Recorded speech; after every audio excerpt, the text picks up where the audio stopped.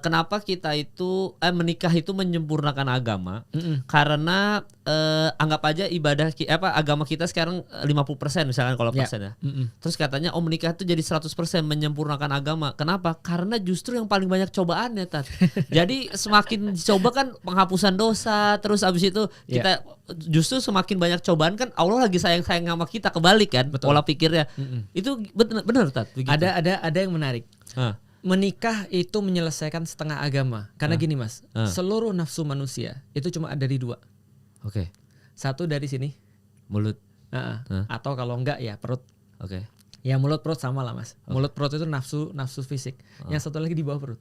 Ya benar. Makanya puasa itu kan cuma menahan 2, menahan keinginan perut dan menahan keinginan di bawah perut. Ya kan? Lah kalau kita udah nikah Mas, yang di bawah perut udah selesai Mas. Lah berarti tinggal setengahnya lagi. Perut. Kalau urusan nikahnya benar. Nah kalau urusan nikahnya nggak benar, kebetulan dapat istri yang misalnya cerewet, atau dapat istri misalnya ujian. Lah itulah kenapa di dalam Islam tuh ada guyonan. Ulama-ulama tuh punya guyonan. Guyonan ulama-ulama apa Mas?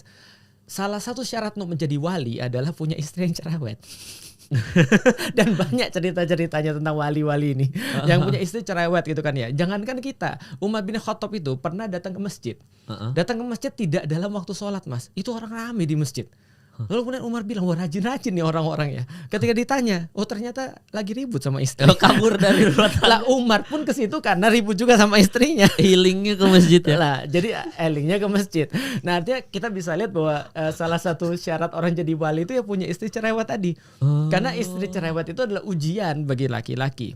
Tapi kita tahu bahwa di dalam Islam bukan hanya tadi menjadikan seorang laki-laki itu sabar, tapi Islam juga menyediakan instrumen-instrumennya, instrumen pendidikan, instrumen pengajaran, instrumen untuk pembimbingan kepada mereka, bahkan instrumen rewards and punishment-nya ada.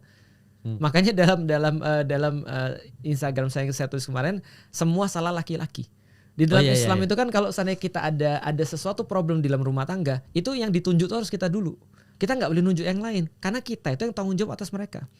Karena begitu kita lagi salaman tuh sama bapaknya bilang saya nikahkan anak saya Fulanah binti Fulan kepada kamu dengan mas kawin sekian, kita jawab saya terima nikahnya. Ijab kabul tuh selesai Mas, itu pindah tuh semua kewajiban bapak tuh pindah ke suaminya, dan suaminya punya tambahan.